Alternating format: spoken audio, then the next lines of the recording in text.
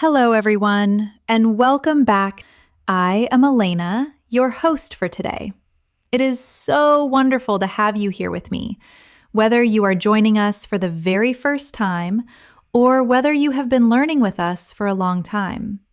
Every single person watching this video right now has already taken a very brave and important step, and that step is simply choosing to grow. So before we even begin today, I want you to take a small moment and appreciate yourself for being here. That matters more than you know. It really does.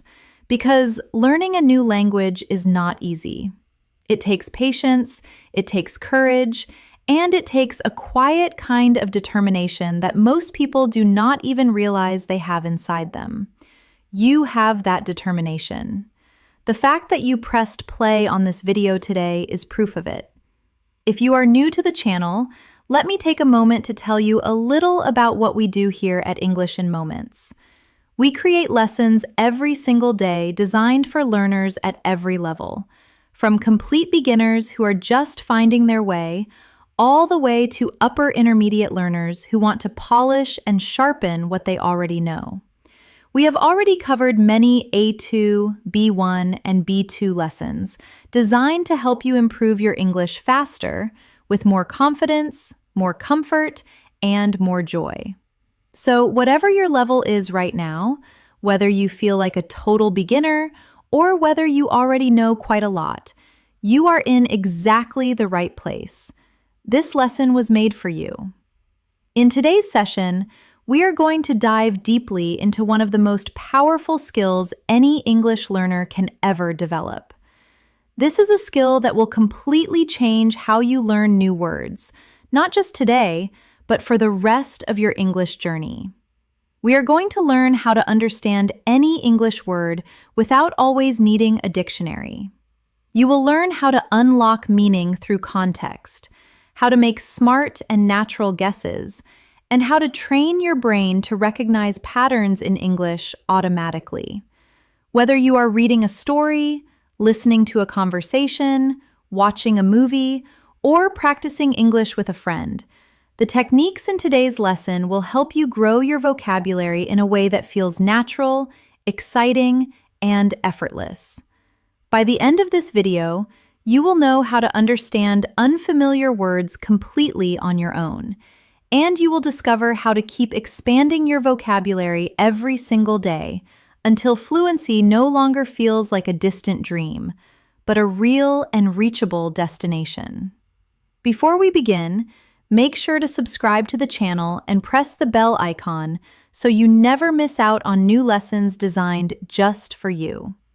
New videos go up every single day, and each one is crafted to give you real, practical English skills you can use immediately in your life. So take a deep breath, relax your shoulders, and get ready to build your English vocabulary with me today. Let's get started. Now, before we jump into the lesson, I want to say something important, and I want you to really hear this. It does not matter whether you are a beginner, an intermediate learner, or already quite advanced.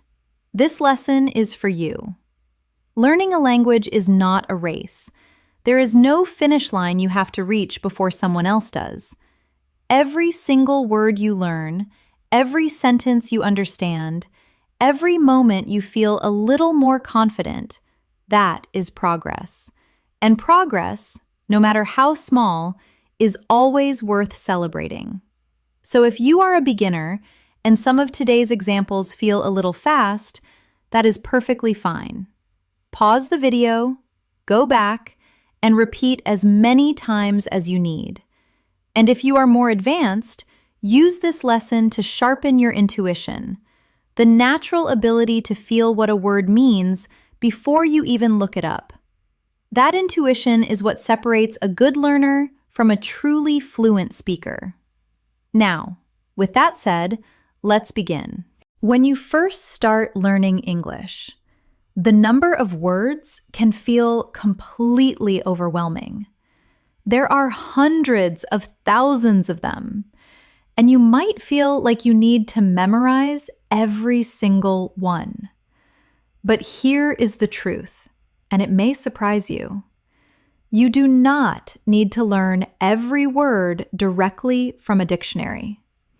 In fact, depending only on a dictionary can actually slow you down. Why? Because it trains your brain to rely on translation instead of understanding naturally. Think about it this way. When a baby learns their first language, nobody hands them a dictionary. Nobody sits them down and says, "Now, memorize these 500 words." Instead, the baby hears the same words again and again in different situations, surrounded by actions, emotions, and real life. And slowly, without even trying, the meaning becomes clear. That is the natural way the human brain learns language. And today, we are going to work with that natural process, not against it.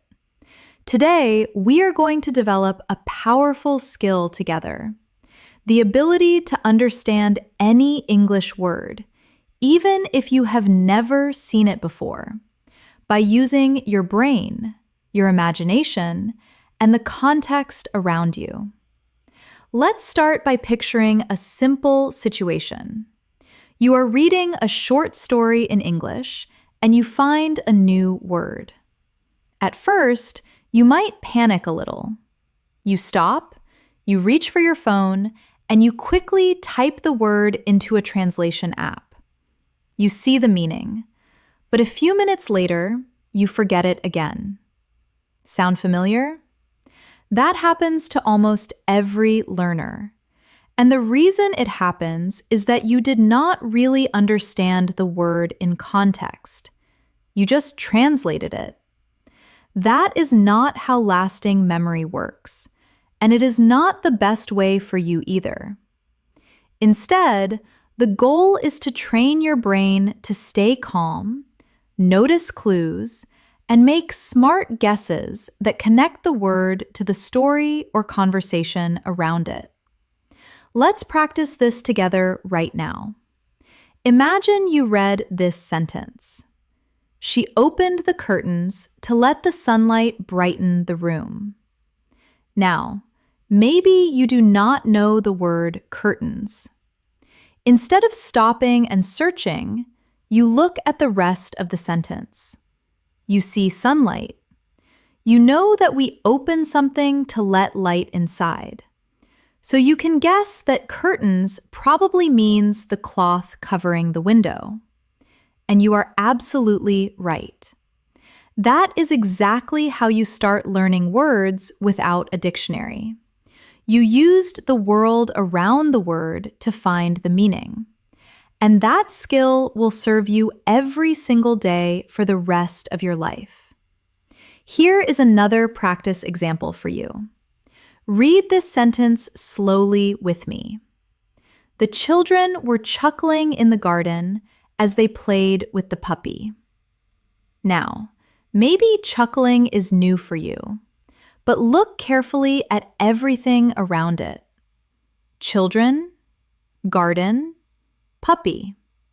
This is a happy scene. Kids are smiling, having fun, feeling joyful. So chuckling must mean laughing in a quiet, gentle, happy way. And again, you have understood it without translation. Take a moment and read the sentence with me slowly. The children were chuckling in the garden as they played with the puppy. Let's try it again, but this time, imagine the happy sound of laughing. Picture the children's faces. Hear the soft giggles in the garden. Picture the puppy jumping around excitedly. This technique, connecting a word to a sound, an image, and a feeling, is one of the most powerful memory tools in all of language learning. You see, words are not just collections of letters. They are feelings. They are images. They are actions. They are emotions. When you connect a word to an experience in your mind, your brain does not need a dictionary to remember it. The word becomes alive. And here is something very interesting that I want you to know. In English, there are actually many different words for different kinds of laughter, and native speakers use them with great care and precision. For example, a giggle is a light, silly laugh, often from children or in an embarrassing moment. She giggled when she heard the funny joke. A chuckle, as we just learned, is a quiet, gentle laugh, often to yourself. He chuckled while reading a funny article. A regular laugh is open and natural. We laughed loudly at the comedy show.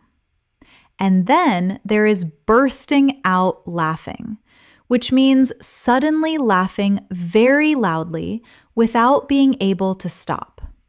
She burst out laughing when she saw his costume. And there is one more beautiful expression, roaring with laughter, which describes a whole group of people laughing together very loudly. The whole audience roared with laughter.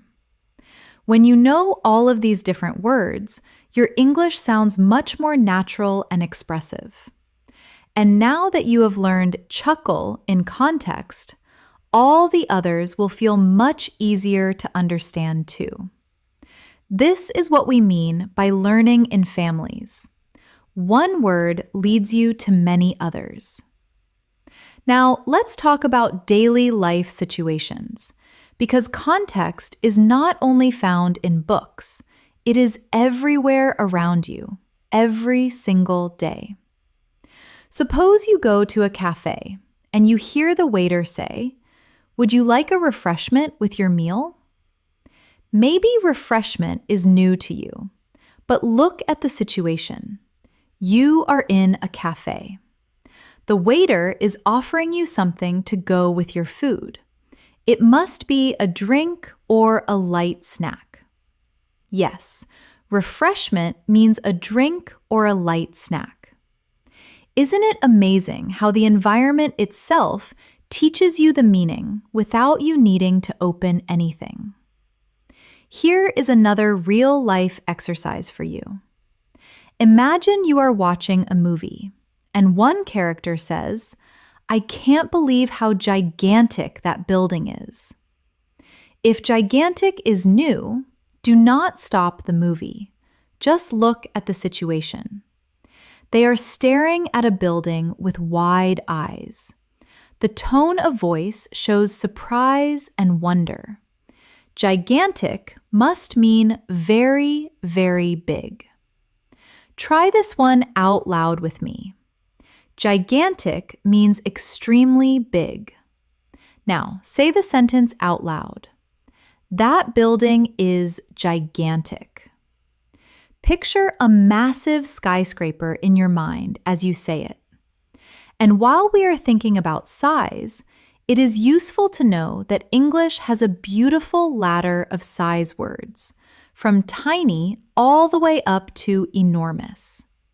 Tiny, small, little, medium, large, big, huge, gigantic, colossal, enormous, immense.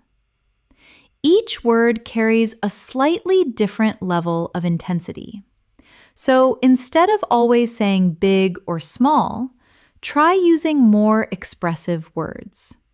Not just, "It was a big problem," but "it was an enormous problem."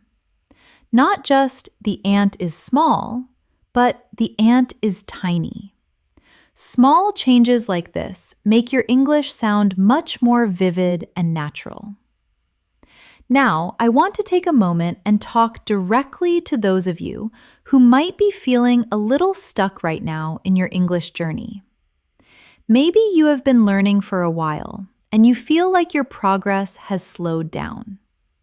Maybe you understand a lot, but something feels like it is not moving anymore. This is called the plateau, and it happens to almost every language learner. Your brain has become comfortable with what it already knows, and it needs new challenges to keep growing.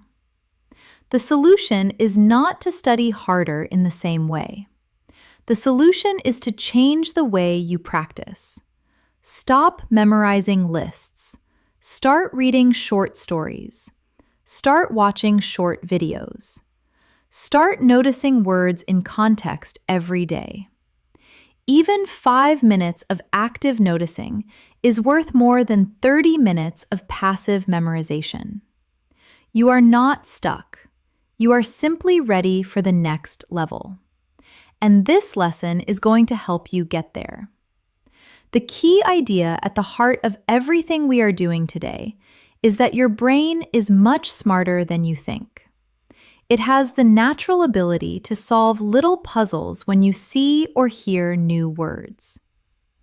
Every sentence gives you hints, like clues in a mystery story. And the more you practice noticing those clues, the stronger and faster this skill becomes. Let's do a mini exercise right now to test your detective skills. Listen to this sentence. After the long journey, they were completely drained and sat down on the grass to rest. Which word might be new for you? Yes, drained. Now, think like a detective. They had a long journey. They sat on the grass. They need to rest. What do people feel after a long, hard journey? They feel completely empty of energy. So, drained must mean very tired, having no energy left. Speak it with me now. Drained means very tired. Good job. This is exactly how you grow your vocabulary naturally, one smart guess at a time. Now let's build on this with more practice. I will give you several sentences, and you try to guess the meaning of the new word in each one.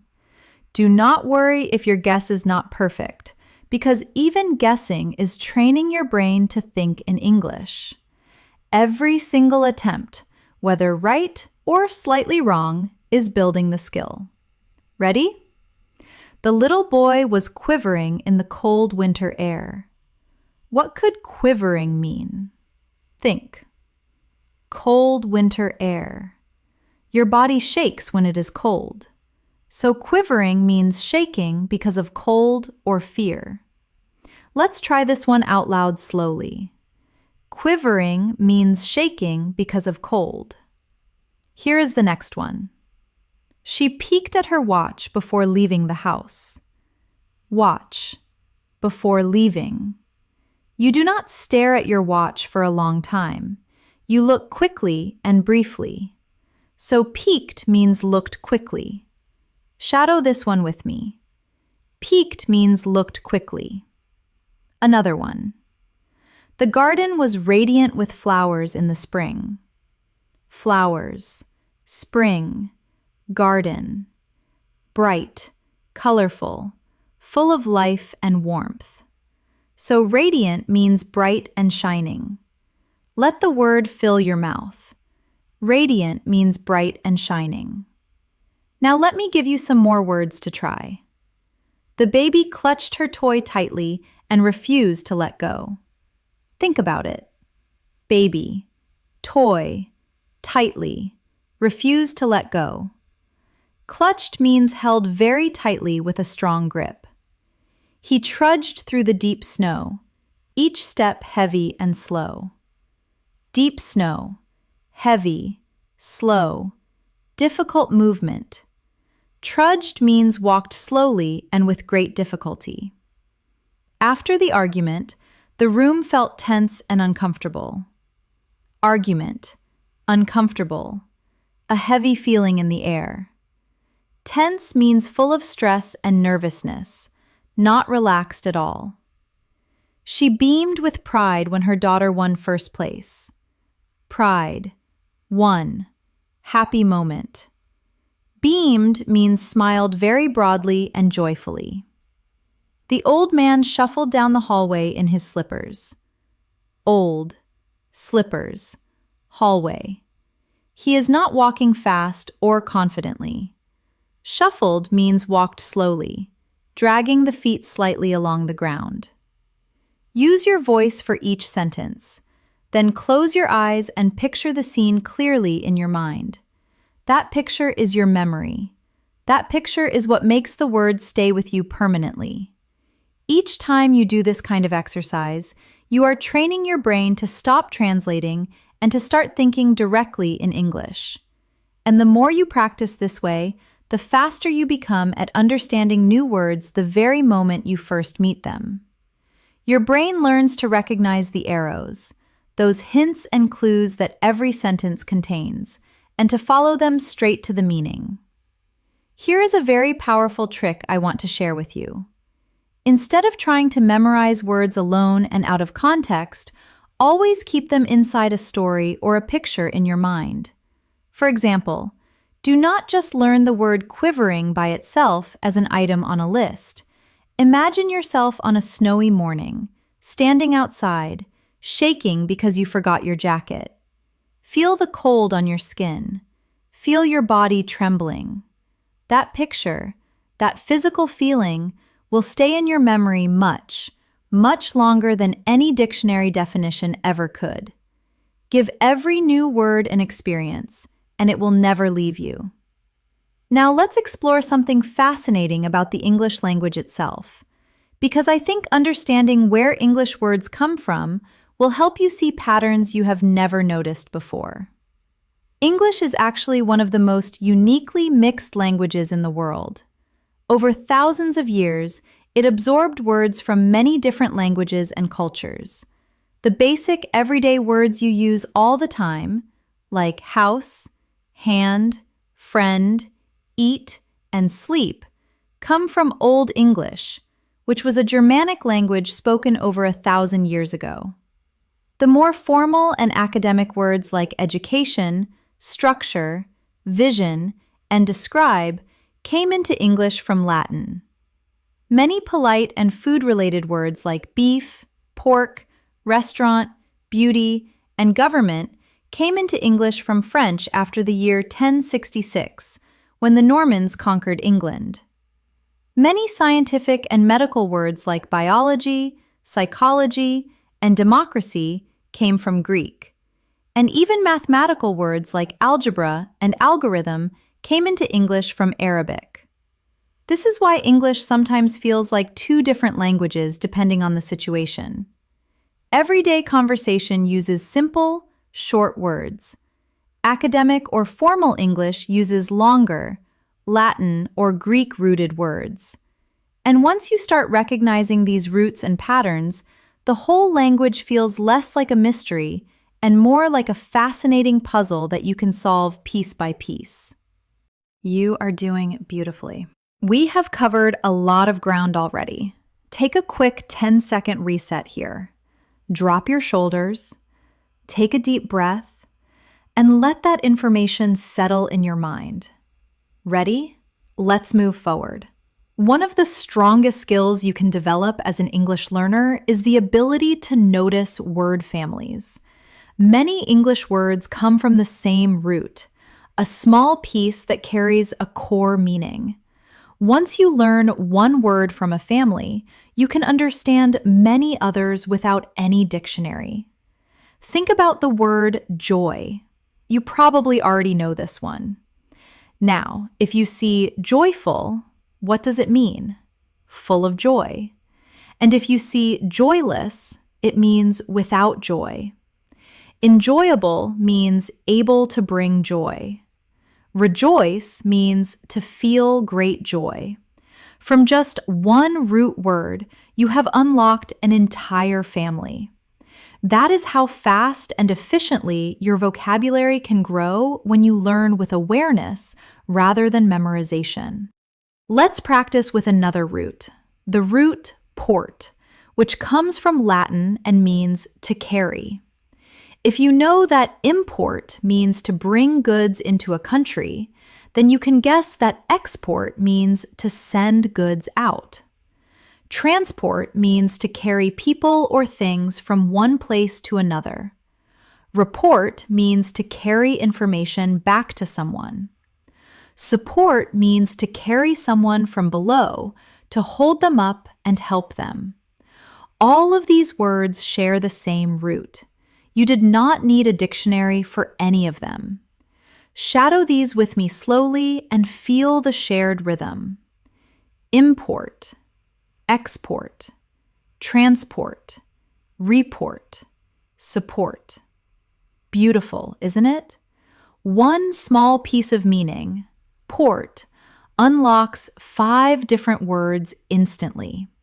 Let's practice with another root, the root vis or vid, which means to see. Vision is what you see. Visible means able to be seen. Invisible means not able to be seen. Visualize means to picture something in your mind. Visual means relating to seeing. All of these are connected by the same root. Try these out loud. Vision, visible, invisible, visualize, visual. Now, do you see how the root lives inside every word? Once your brain learns to look for the root, new vocabulary becomes much less intimidating. Here is one more. The root aud, which means to hear. Audio means sound. Audience means the group of people who listen or watch. Audible means loud enough to be heard. Auditorium is a large room where people listen to performances. Let's hear your voice on these. Audio, audience, audible, auditorium. You have just unlocked 4 words from a single Latin root. And you can do this with hundreds of English roots once you start paying attention to the shapes and pieces of words. Now, let's talk about prefixes, those small pieces added to the beginning of words that completely change or expand their meaning. Once you learn just a handful of prefixes, you can unlock hundreds of words you have never seen before, all on your own. Let's start with un, which usually means not. Comfortable becomes uncomfortable, not comfortable. Happy becomes unhappy, not happy. Finished becomes unfinished, not yet finished. Expected becomes unexpected, not what was expected. Now, the prefix re, which means again. Write becomes rewrite, to write something again. Start becomes restart, to begin again. Build becomes rebuild, to build something again. Play becomes replay, to play something again. The prefix pre means before. Preview means to see something before it is officially released. Predict means to say what will happen before it does. Prepare means to get yourself ready before something happens. Precaution means a careful action taken before a risk. The prefix mis means wrongly or badly. Misunderstand means to understand something wrongly. Misplace means to put something in the wrong place. Misbehave means to behave badly. Misjudge means to judge someone or something incorrectly. And the prefix over means too much. Oversleep means to sleep too much and wake up late. Overwork means to work too much without resting. Overconfident means too confident, more than is wise or reasonable. Overreact means to react with more emotion than the situation deserves. Practice these out loud. Uncomfortable, rewrite, preview, misplace, overwork. Now try to make your own sentences with 3 of these words. For example, I had to rewrite my essay because I made too many mistakes. She was overconfident before the exam and did not study enough. He misplaced his keys again this morning. Making your own sentences is the single fastest way to truly own a new word. When you use a word in your own story, it becomes part of you. Now let's talk about suffixes, the small pieces added to the end of words that tell you what kind of word it is. The suffix or means a person who does something. Teach becomes teacher. Write becomes writer. Drive becomes driver. Act becomes actor. Build becomes builder. Create becomes creator. The suffix full means full of. Joy becomes joyful. Beauty becomes beautiful. Care becomes careful. Gratitude becomes grateful. Wonder becomes wonderful. Power becomes powerful. The suffix less means without. Hope becomes hopeless. Fear becomes fearless. Care becomes careless. Power becomes powerless. Meaning becomes meaningless. Sleep becomes sleepless. The suffix ness turns an adjective into a noun, meaning the state of being. Happy becomes happiness. Sad becomes sadness. Dark becomes darkness. Kind becomes kindness. Lonely becomes loneliness. Ready becomes readiness. And the suffix ly turns an adjective into an adverb, describing how something is done. Quick becomes quickly. Careful becomes carefully. Loud becomes loudly. Soft becomes softly. Brave becomes bravely. Sudden becomes suddenly. Now here is something really powerful that I want you to try with every new word you learn from now on.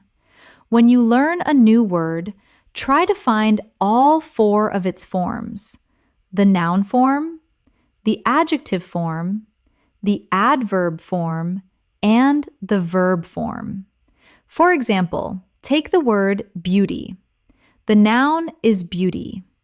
The adjective is beautiful. The adverb is beautifully. And the verb is to beautify, which means to make something more beautiful. Or take the word strength. The noun is strength. The adjective is strong. The adverb is strongly. And the verb is to strengthen, which means to make something stronger. Or take the word care. The noun is care. The adjective is careful. The adverb is carefully. And the verb is to care, meaning to feel concern or love for something. When you learn a word in all 4 of its forms, you are not learning one word. You are learning 4 words at the same time. That is one of the smartest vocabulary strategies available to any learner at any level. Follow my rhythm. Beauty, beautiful, beautifully, beautify. Strength, strong, strongly, strengthen. Care, careful, carefully, care for.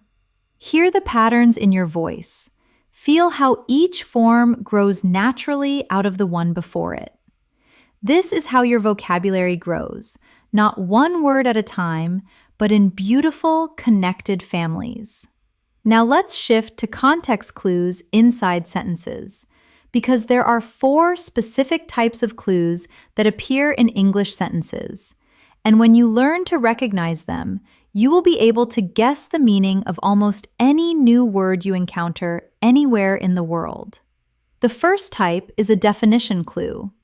This is when the sentence directly explains the new word for you, using phrases like which means, in other words, that is, or simply a comma followed by the explanation. For example, she is an only child, which means she has no brothers or sisters. The doctor diagnosed her with insomnia, a condition where a person cannot sleep. He was described as an introvert, someone who prefers quiet and alone time over social situations. In every case, the sentence is giving you the definition built right inside it. You do not need to look anywhere else. The second type is an example clue. This is when the sentence gives you examples of the word, often using signal phrases like such as, for example, including, or like. He enjoys physical activities such as running, swimming, and cycling. Even if you did not know the phrase physical activities before, you understand from the examples that it means exercise you do with your body. She bought a selection of fresh produce, including tomatoes, spinach, and carrots. From the examples, you know produce means fresh fruits and vegetables. The third type is a contrast clue. This is when the sentence contrasts the new word with something you already know, using signal words like unlike, however, but, on the other hand, although, or yet. Unlike his energetic brother, Tom is lazy and slow. If you know energetic means full of energy, then lazy must mean the opposite, someone who does not like to move or make effort. Although the weather was harsh, the flowers were surprisingly resilient. Harsh sounds negative and difficult, so resilient must mean something positive, something like strong, tough, or able to survive difficulty. The soup was bland, but the sauce was full of rich flavor. Bland must be the opposite of full of rich flavor, meaning without taste or interest. The fourth type is a mood or tone clue. This is when the overall emotional atmosphere of the sentence reveals the feeling of the unknown word. She slammed the door furiously. Slamming a door furiously. You do not even need to think about it. You feel the anger. Furiously means with great, overwhelming anger. He whispered tenderly to the sleeping baby. Whispering. A sleeping baby. Being gentle. Tenderly must mean gently and with deep love and care. She tiptoed cautiously into the dark room. Tiptoed. Dark room. Cautious. You can feel the nervousness and care in the movement. Cautiously means in a very careful way, trying not to make mistakes or noise. These 4 clue types are everywhere in English, and the more you practice finding them, the more automatic it becomes, until you are doing it completely without thinking, the way a native speaker does. Let's practice now with all 4 types together. She was known for her frugality. She never spent more money than she needed to. Definition clue. The sentence explains frugality right after the comma. Frugality means being very careful and clever with money, not wasteful. He loved outdoor sports, such as hiking, kayaking, and rock climbing. Example clue. From the examples you know, these are activities done in nature with physical effort. Unlike her timid sister, Maria was bold and spoke her mind freely. Contrast clue. Timid is the opposite of bold. Timid means shy, soft, afraid to speak or stand out. He stormed out of the room. knocking his chair over behind him. Mood clue: the energy, the knocked chair, the sudden departure. Stormed means left in a state of great anger, forcefully and without pause. The old library had a musty smell, like paper and dust that had been sitting for 100 years. Mood and example clue together. Musty means having an old, damp, stale smell, the way a closed room smells after a very long time.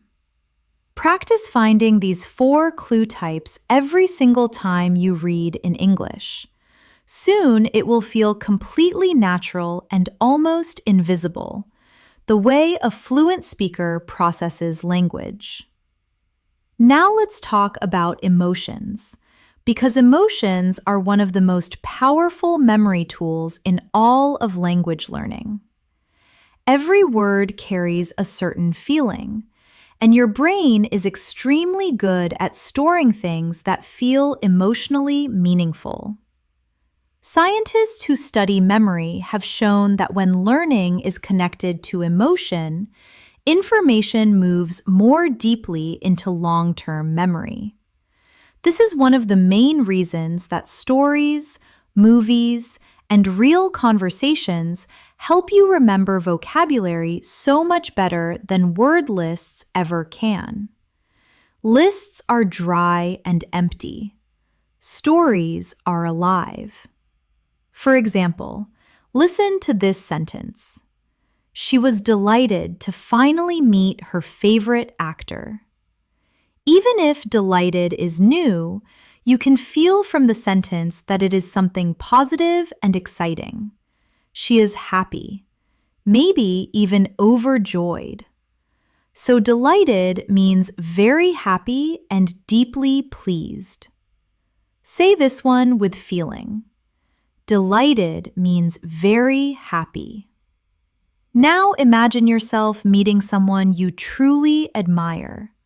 Feel that excitement and disbelief rising in your chest, and read it aloud again. I was absolutely delighted to meet her.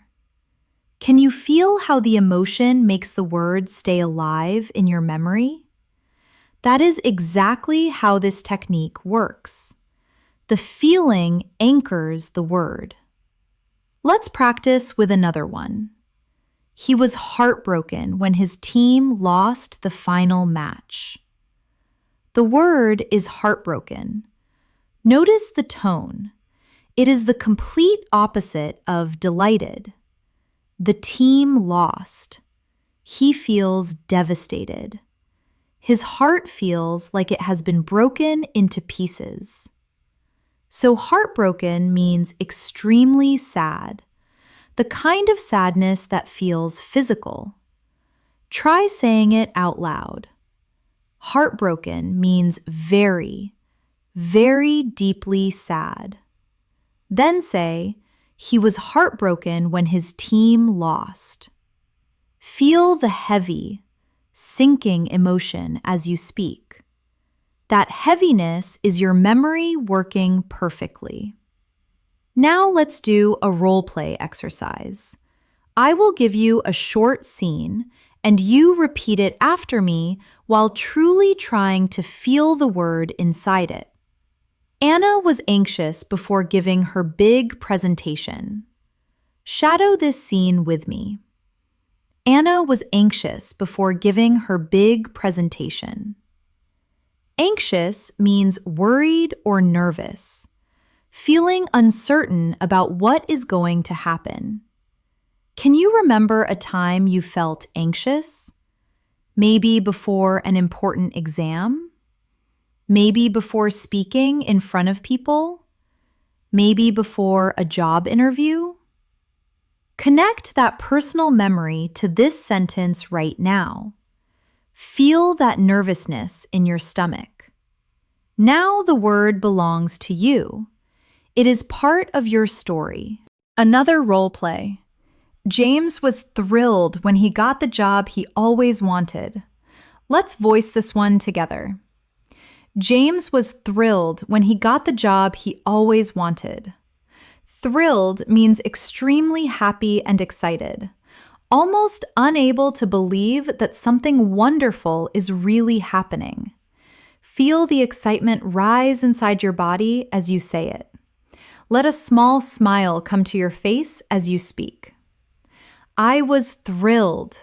I was absolutely thrilled. This exercise helps you not only understand the word, but truly embody it, to feel it from the inside out. And once your body and your mind both feel a word, no dictionary will ever need to remind you of it again. Let's do one more emotional role play. She was devastated when she heard the news about her friend. Devastated means completely destroyed emotionally, feeling a shock of sadness so powerful that it almost takes your breath away. Try whispering this one. She was devastated when she heard the news. Feel the word. Let it sit with you for a moment. Devastated. That is a deep and heavy word, and now it belongs to you because you felt it, not just read it. Now let's move into another important and very practical skill, noticing synonyms and antonyms in real situations. Synonyms are words that have similar or the same meanings. Antonyms are words that have opposite meanings. If you know one, you can very often guess the other, and texts in English are full of both. For example, you already know big. If you hear huge, you can guess it is similar. If you hear tiny, you can guess it is the opposite. Let's practice with sentences. The movie was amusing, and everyone in the theater laughed loudly. What could amusing mean? If everyone laughed, it must mean funny, entertaining, enjoyable. Amusing is a synonym of funny. Another one. The mountain was immense compared to the houses below. Immense is similar to big, but much, much larger. Immense means extremely large, almost impossible to measure. Now an antonym example. The room was dark, unlike the bright hallway outside. From the contrast, you know dark means not bright, without much light. See how easy it is when you pay attention to contrast words like unlike and but? Let's try more. The soup was piping hot when it arrived at the table. Piping hot means extremely hot, just arrived, almost burning. The street was empty late at night, but in the morning it was crowded. Empty must be the opposite of crowded. Empty means having no people, nothing there. Her handwriting is messy, but his is tidy. Messy means not clean or organized, all over the place. Tidy means neat, ordered, clean. The old woman walked with graceful, elegant steps, unlike the clumsy way her grandchildren moved. Graceful and elegant are on one side. Clumsy is on the other. Clumsy means moving in an awkward, uncoordinated way, often bumping into things or making mistakes with the body. This technique is so powerful because texts, books, and conversations naturally use comparisons and contrasts everywhere. And once you start paying attention to these patterns, you can learn new words automatically every single time you read or listen to something in English. Here is another technique that works beautifully for all levels. When you hear a new word, try to mentally replace it with a simpler word you already know, and see if the sentence still makes sense. For example, the mountain was colossal. Maybe you do not know colossal. Replace it with big. Does it fit? Yes, perfectly. So colossal means very, very big. She whispered something to him. Replace whispered with spoke quietly. It fits exactly. This trick helps you stay in the flow of understanding instead of stopping and breaking your concentration for translation. Let's practice together. The dessert was delicious. Replace with tasty. Yes, it works perfectly. Delicious means extremely tasty, full of wonderful flavor. He was furious about the mistake. Replace with very angry. Yes, furious means extremely angry, almost out of control with anger.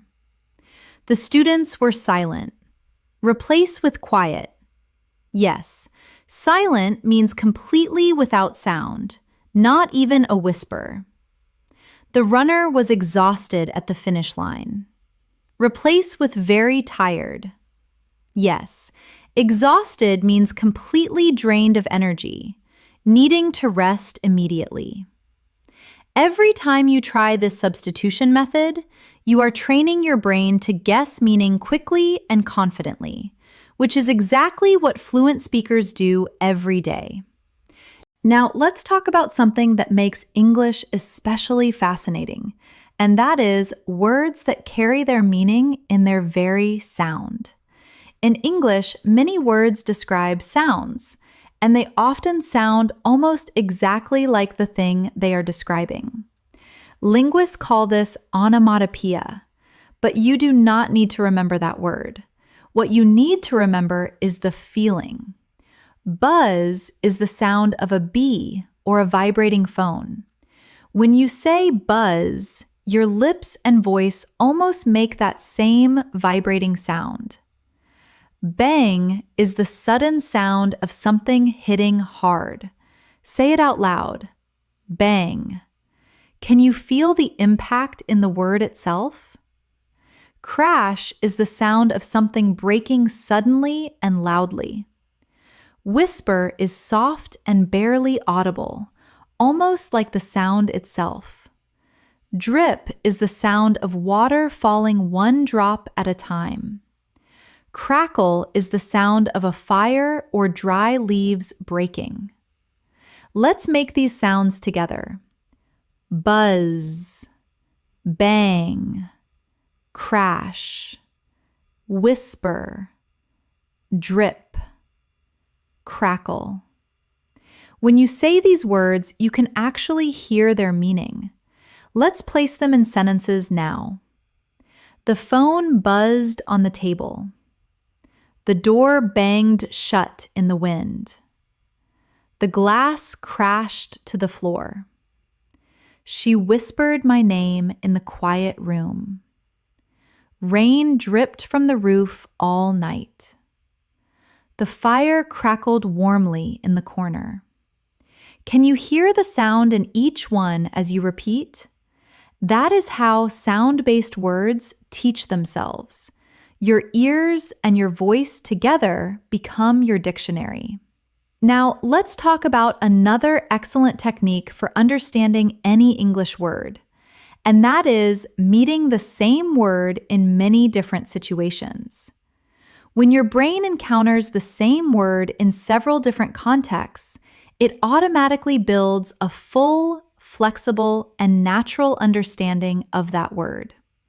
For example, think of the word light. If you read, "The sun gives us light," you understand it means brightness. Later, if you hear, "This box is light," you realize it also means not heavy.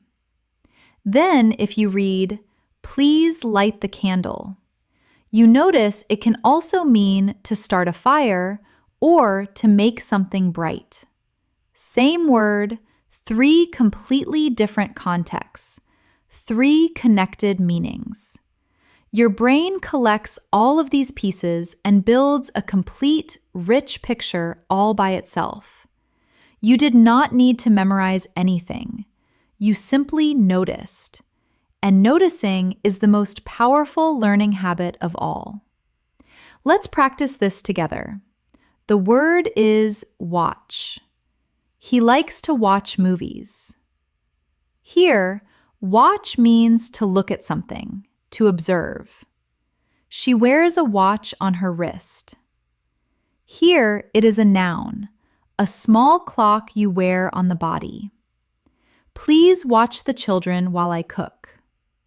Here, watch means to take care of, to keep an eye on someone.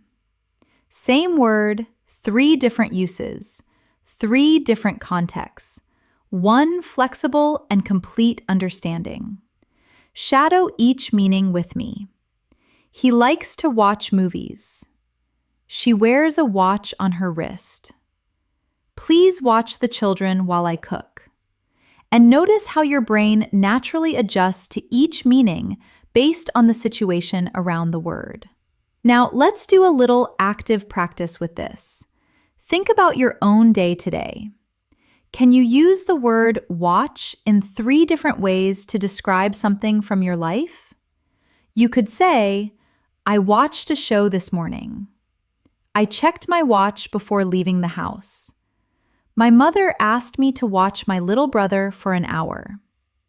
You just use the same word naturally in 3 different ways inside your own personal story. That is how you master vocabulary. Not by memorizing, but by living with the word until it feels completely natural in your mouth. Before we bring all of these skills together, I want you to take one more quick physical break. Roll your neck gently. Take a sip of water and shake out any tension in your hands. You are doing incredible work today. Let's move into our next practice. Now, let's bring everything together and practice with some beautiful short stories, because stories are where all of these skills come together at once. When you listen to a story, you are using context clues, emotional connection, visualization, and word patterns all at the same time. Stories are the most complete vocabulary practice available to any learner. Listen carefully to this first story and shadow each sentence after me. It was a quiet Sunday morning. The streets were empty and peaceful. An old man strolled slowly through the park, feeding the birds from his pocket. He paused near a bench to admire the flowers that were blooming along the path.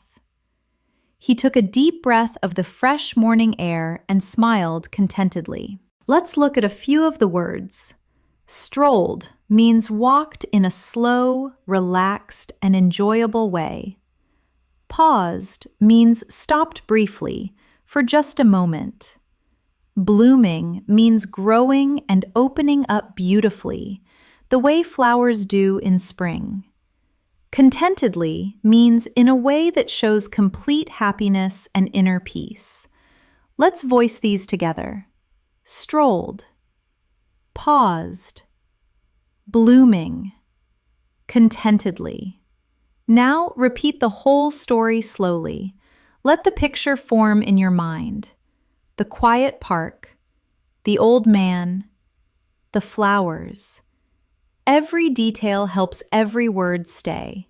Here is our next short story. Listen carefully. The kitchen was warm and full of wonderful smells. Maria was humming softly to herself as she stirred the soup on the stove.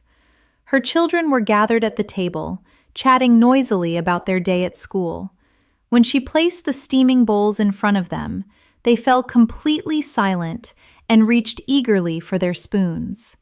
The words, humming means making a gentle musical sound with your lips closed, a soft tune without words.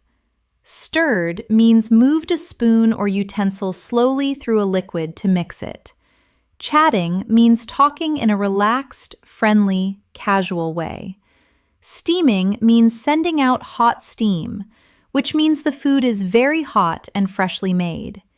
Eagerly means with great enthusiasm and excitement, wanting something very much. Practice these sounds. humming, stirred, chatting, steaming, eagerly. Repeat the story in your mind. Picture Maria in that warm kitchen. Hear the children's voices. Smell the soup.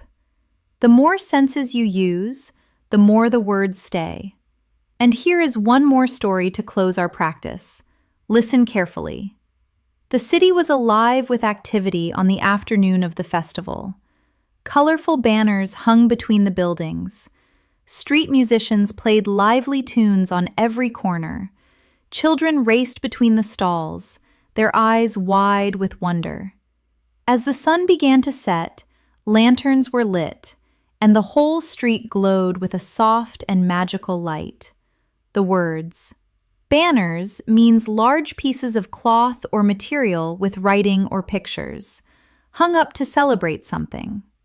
Lively means full of energy, excitement, and movement.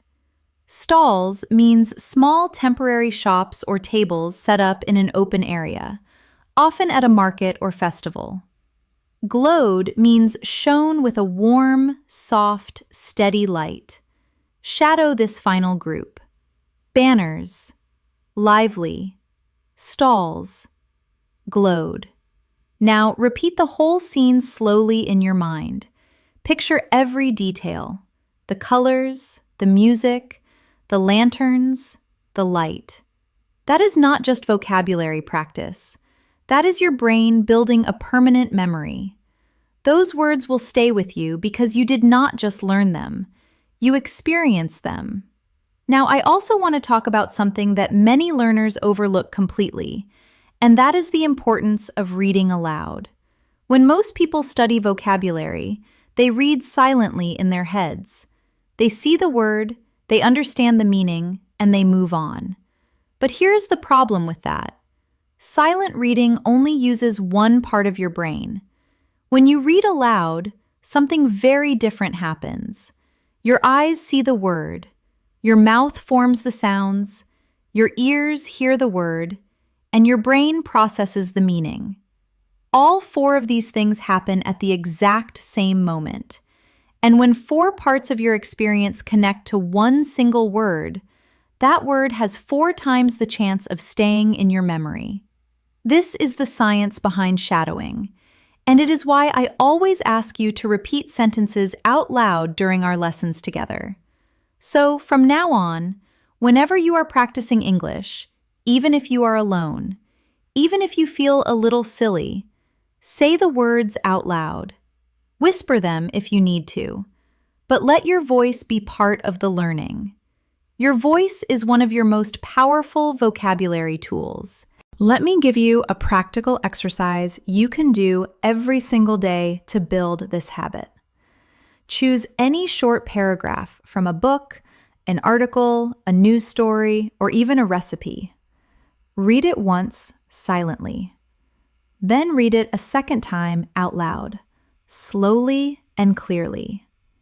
Then, on the third read, close your eyes after each sentence and try to repeat it from memory. You will be surprised how quickly your brain starts to hold the words. This 3-step reading method, silent, aloud, and from memory, is one of the most effective vocabulary and fluency practices that language researchers have ever studied. And it costs you nothing. All you need is a short piece of text and your own voice. Here is a short paragraph for us to practice this method right now. Listen to me read it first. Then we will read it together. Then you will try to repeat it. Ready? The morning sky was soft and gray, full of clouds that moved slowly like heavy curtains. A light wind rustled through the trees, and somewhere in the garden, a bird began to sing. It was the kind of morning that made you want to stay inside with a warm drink and a good book. Now let's look at the vocabulary. Soft and gray describes a sky that is gentle and cloudy, not bright or harsh. Rustled means made a soft, dry, whispering sound. the way leaves sound when a light wind moves through them. Now, repeat the paragraph after me, slowly and with full feeling. The morning sky was soft and gray, full of clouds that moved slowly like heavy curtains. A light wind rustled through the trees, and somewhere in the garden, a bird began to sing. It was the kind of morning that made you want to stay inside, with a warm drink and a good book. Now, close your eyes and try to say as much of it as you can from memory. Even if you only remember one sentence, you have already done something powerful. You have made the language yours. Let me also share with you a wonderful technique for practicing vocabulary during your everyday activities. It is called silent narration, and it is one of my favorite habits for building English naturally. Here is how it works. As you go about your daily life, describe what you are doing in English inside your head, or out loud if you are alone. For example, if you are making breakfast, you might think to yourself, I am taking the eggs out of the refrigerator. I am cracking them into the bowl. I am whisking them quickly. I am pouring the mixture into the hot pan. The eggs are sizzling. I am waiting for them to set. Do you see what is happening? You are attaching English words to real physical actions and real sensory experiences. You are not studying. You are living in English. And every word you use in silent narration becomes a little more natural, a little more automatic, a little more truly yours. Try it today. When you wash the dishes, narrate in English. When you walk to the shop, describe what you see. When you sit down for dinner, think about the food in English. The colors, the smells, the textures. Sweet, salty, crunchy, soft, fragrant, steaming. These are all vocabulary words, and they are all available to you right now in your everyday life, waiting for you to notice them and claim them as your own. Now, I want to also talk about word personality. Every English word has not just a meaning, but a personality, a feeling that it carries, a weight or a lightness, a speed or a slowness, a warmth or a coldness. Native speakers feel these personalities instinctively, and as you grow in your English, you will begin to feel them too. For example, the word gentle feels soft and quiet when you say it. Try it. Gentle. Feel how your voice naturally softens. The word crash feels sudden and forceful. Try it. Crash. Feel the impact. The word whisper feels small and secret. Whisper. The word roar feels large and powerful. Roar. These are not just sounds. These are personalities. And when you start to feel the personality of a word, you stop needing to look it up. You simply know it. Let's practice feeling the personality of some words together.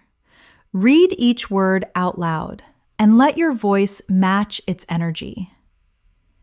Gentle. Fierce. Quiet. Thunderous. Delicate. Sturdy. Drift. Slam. Glow. Shatter. Did you feel the difference? Gentle was soft. Fierce was strong. Thunderous was huge and powerful. Drift was slow and floating. Slam was sudden and hard. Glow was warm and steady. Shatter was sudden and broken. Now, let's place them in sentences and feel them fully. The butterfly drifted slowly over the field. Drifted means floated gently without direction. The door slammed shut in the wind. Slammed means closed very suddenly and loudly with force.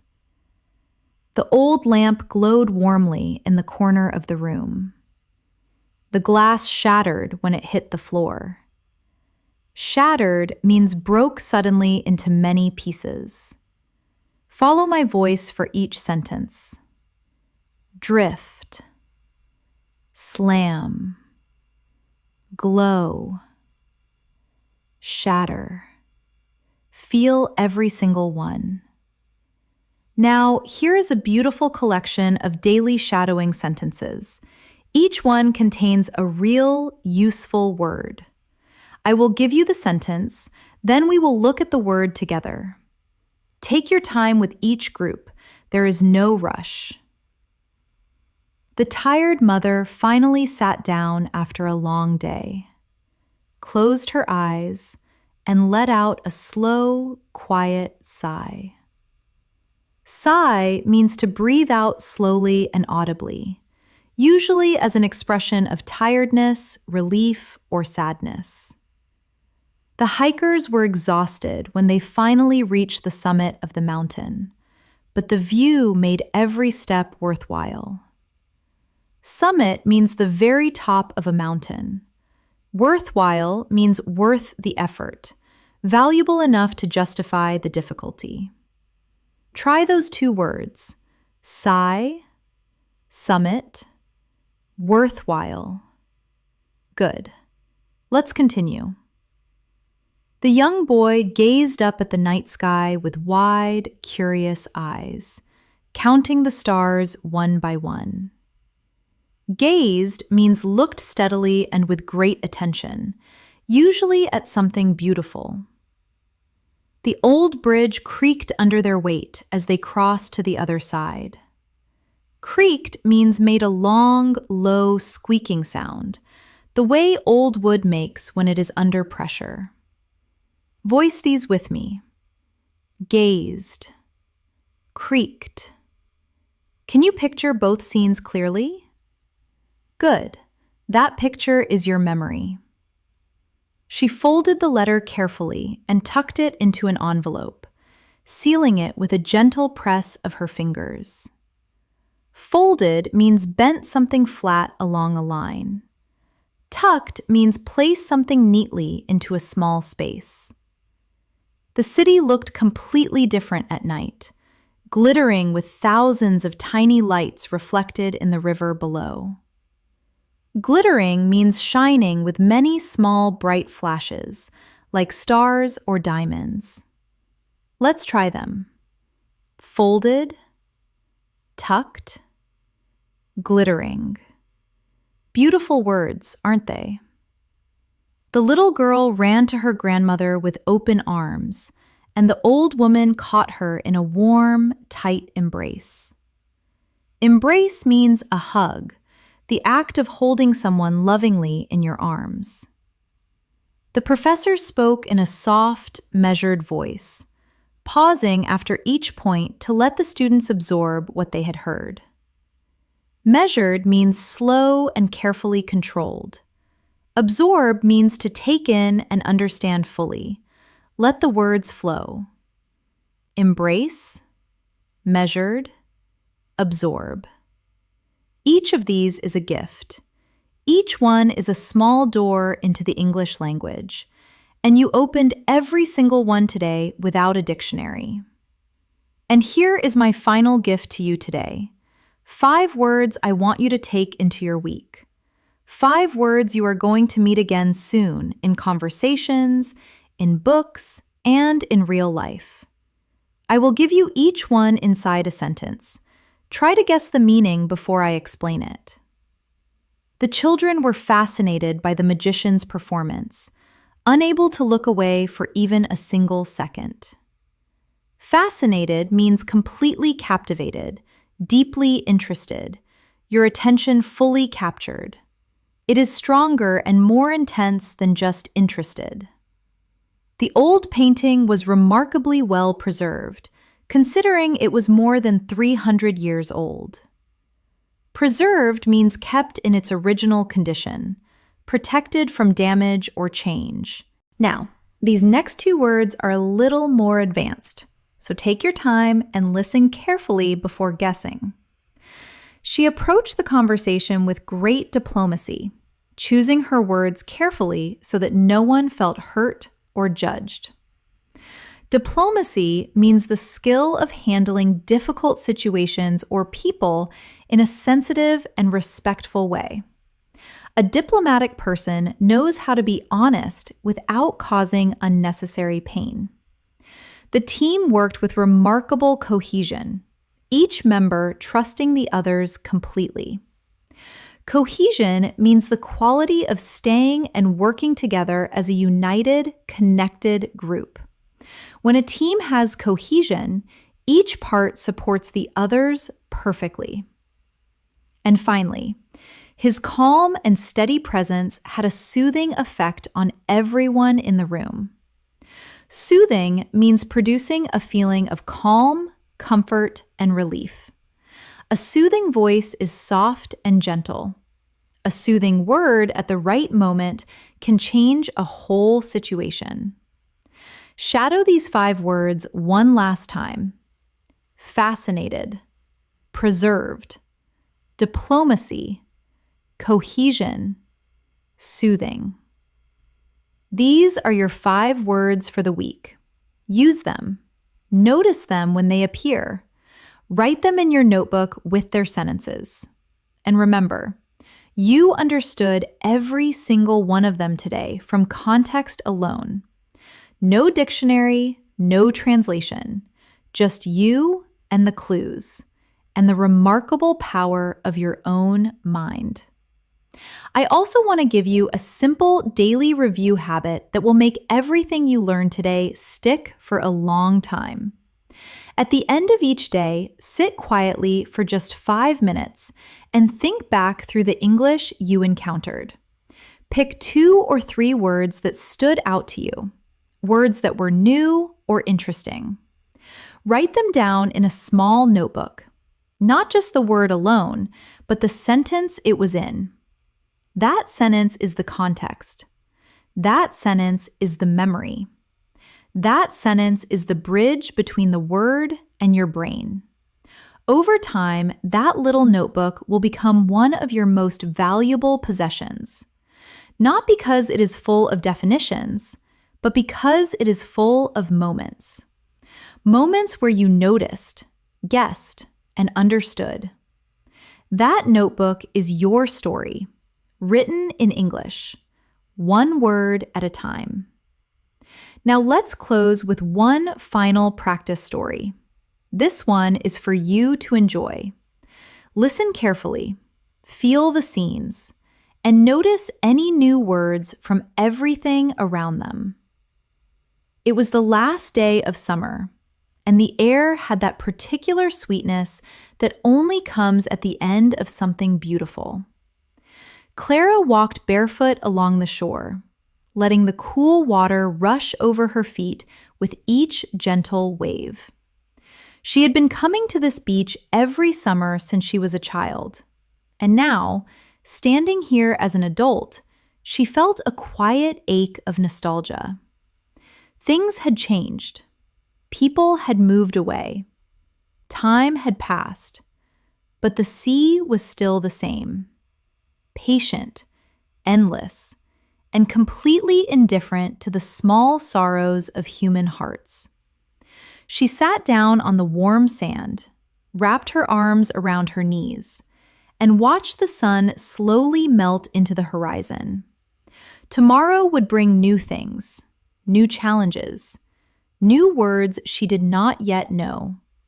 But tonight, this moment was enough. Shore means the edge of the sea where the water meets the land. Barefoot means without shoes, feet touching the ground directly. Nostalgia means a warm, slightly sad feeling when you think about happy times from the past. Indifferent means not caring, not affected by something. Horizon means the line far in the distance where the sky meets the sea. Practice these out loud.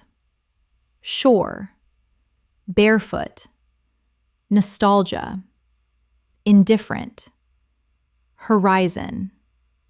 Did you understand most of the story before we looked at the definitions?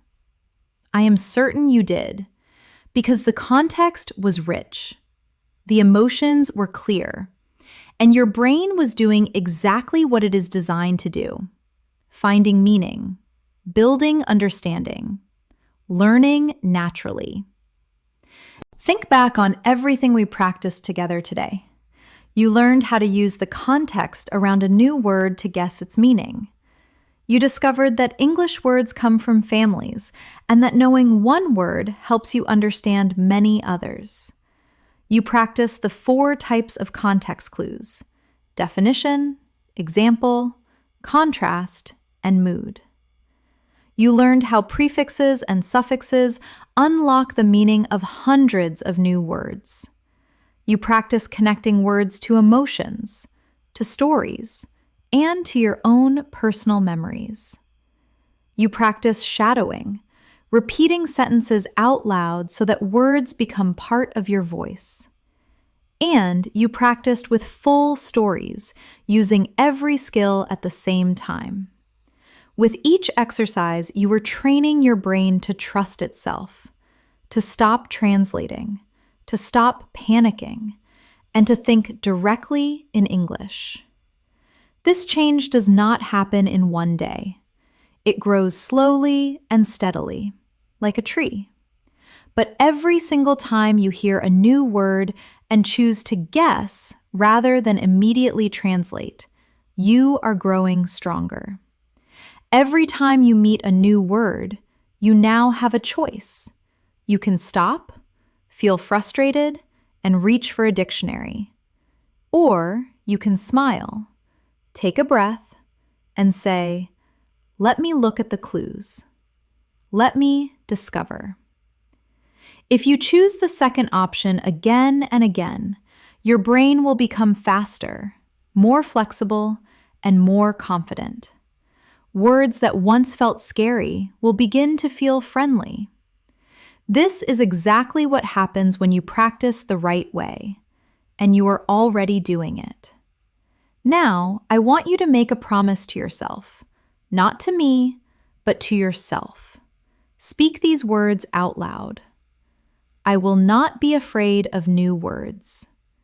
I will look at the clues. I will make smart guesses. I will trust my brain. I will practice every day, and I will become fluent. Say it again, slowly, and mean every word. I will not be afraid. I will look at the clues. I will trust my brain. I will become fluent. That promise is not just words. It is a commitment to your own growth. Carry it with you every single day. You are doing something extraordinary by being here. Every day that you choose to learn, you are giving yourself a gift that no one can ever take away from you. The ability to communicate in another language opens doors, builds bridges between people, and shows the world that you are curious, brave, and committed to growth. Be proud of yourself for that. Be proud of every single word you learn, no matter how small it seems. Because small words build big sentences build conversations. Conversations build confidence. And confidence, my friend, builds fluency. Thank you so much for spending this time with me today. It has been a true and genuine joy to learn and grow together. If you found this lesson helpful, please subscribe to English in Moments and press the bell icon so you never miss a new video. We share lessons every single day to help you grow your English step by step, with warmth, with patience, and with genuine care for your success. Keep reading, keep listening, Keep repeating. Keep noticing. And above all, keep going. Even on the days when it feels slow. Even on the days when it feels hard. Keep going. Because fluency is not a destination you suddenly arrive at. It is a journey you take one word, one sentence, one story, and one brave choice at a time. And you are already on that journey. You are already moving forward. I am so proud to walk this road with you. Thank you for watching. I believe in you completely, and I will see you in the very next lesson. Now, there is one more thing I want to leave you with before you go, and it is something I feel very strongly about. Many learners wait until they feel ready before they start speaking. They tell themselves, I will speak when my vocabulary is bigger. I will speak when my grammar is perfect. I will speak when I feel confident enough. But here is the truth. Confidence does not come before speaking. Confidence comes from speaking. Every time you open your mouth and say something in English, even if it is imperfect, even if it is slow, even if you make a mistake, you are building confidence, not the other way around. So do not wait. Speak today. Speak now. Say one sentence out loud before this video ends. It does not matter what the sentence is. It could be as simple as, today I am practicing my English, or I am learning new words every day, or even, I am watching English in moments and I am growing. Say it out loud right now, because that one sentence, that small, imperfect, brave sentence is the beginning of fluency. I also want to remind you of something very important that applies to every single person watching this video. Making mistakes is not a sign of failure. Making mistakes is a sign of effort. And effort is the only thing that leads to progress. When you say a word wrong, when you guess the meaning incorrectly, when you forget a word you learned last week, do not be hard on yourself. Every mistake is your brain learning. Every mistake is a step closer to fluency. Native speakers make mistakes too. Writers make mistakes. Teachers make mistakes. The only people who never make mistakes are the people who never try. And you are trying every single day. That makes you extraordinary. So here is your homework for this week. Each day, choose one new English word from something you read, hear, or watch. Write it in your notebook with its sentence. Make one sentence of your own with it, and say it out loud at least 3 times. That is it. One word, one sentence, 3 repetitions. Done in 5 minutes. At the end of the week, look back at your 7 words. Say them all.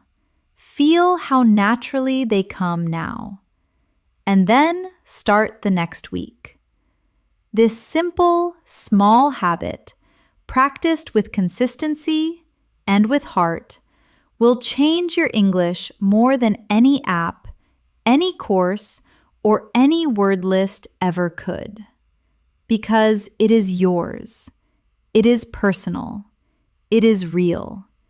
And it is built on the most powerful foundation of all, which is your own daily choice to grow. Go now and use your English. Read something today. Listen to something tonight. Speak one sentence out loud before you sleep. And come back tomorrow, because there is always more to discover, and I will always be here to discover it with you. And before you go, let me give you one final thought that I hope you carry with you long after this video ends. Language is not just a skill. It is a window. Every new word you learn is a new window opening in your mind, letting in a little more light, a little more of the world, a little more of other people's lives and thoughts and stories. When you learn the word nostalgia, you are not just learning a vocabulary item.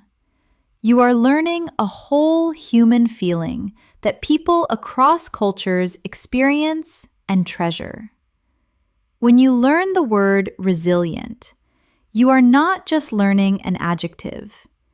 You are learning a quality that humans have admired and celebrated for thousands of years. When you learn the word embrace, you are not just learning a verb. You are learning one of the most universal expressions of love and connection that exists. Words are not just tools for communication. They are gifts. Every single one. And every time you learn a new one, your world gets a little bigger, a little richer, and a little more beautiful. So learn with curiosity. Learn with joy. Learn with the understanding that every word is a small treasure, waiting for you to pick it up, turn it over, feel its weight, and make it yours. That is what we do here at English in Moments. That is what Elena and I invite you to do every single day. Not just to study English, but to fall in love with its rhythms and its stories, and its surprising connections, and its beautiful, endless variety. Because when you love a language, you never stop growing in it. And you, my friend, have everything you need to grow. Thank you again from the bottom of my heart for your time, for your attention, for your courage, and for your trust. I will see you in the next lesson. Keep going. One last practice before you truly go. I want you to shadow these 5 sentences out loud, one by one, as your final act in today's lesson. Each sentence uses a word from what we studied today. Say them slowly, clearly, and with feeling. Ready? I was absolutely delighted when I finally understood a sentence without using a dictionary. The children were chuckling as they chased the puppy through the radiant garden. She wandered contently along the shore as the sun melted into the horizon. He was exhausted after the long journey, but felt deeply relieved to be home. I am not afraid of new words. I am fascinated by them, and every day I grow stronger. Say each one again, and this time, as you say them, remember everything you practiced today. The pictures, the emotions, the stories, the patterns, they are all yours now. Carry them with you, use them, and come back tomorrow for more. You have done something real today, something meaningful. You sat down, you paid attention, you repeated, you imagined, you felt, and you grew. That is not a small thing. That is exactly what progress looks like. And tomorrow, when you pick up a book or watch a video or have a conversation in English, you will notice something different. You will notice that you pause a little less at new words. You will notice that your brain reaches for the clues a little faster. you will notice that the language feels a little closer, a little more like home. That is the gift of today's practice, and it belongs entirely to you.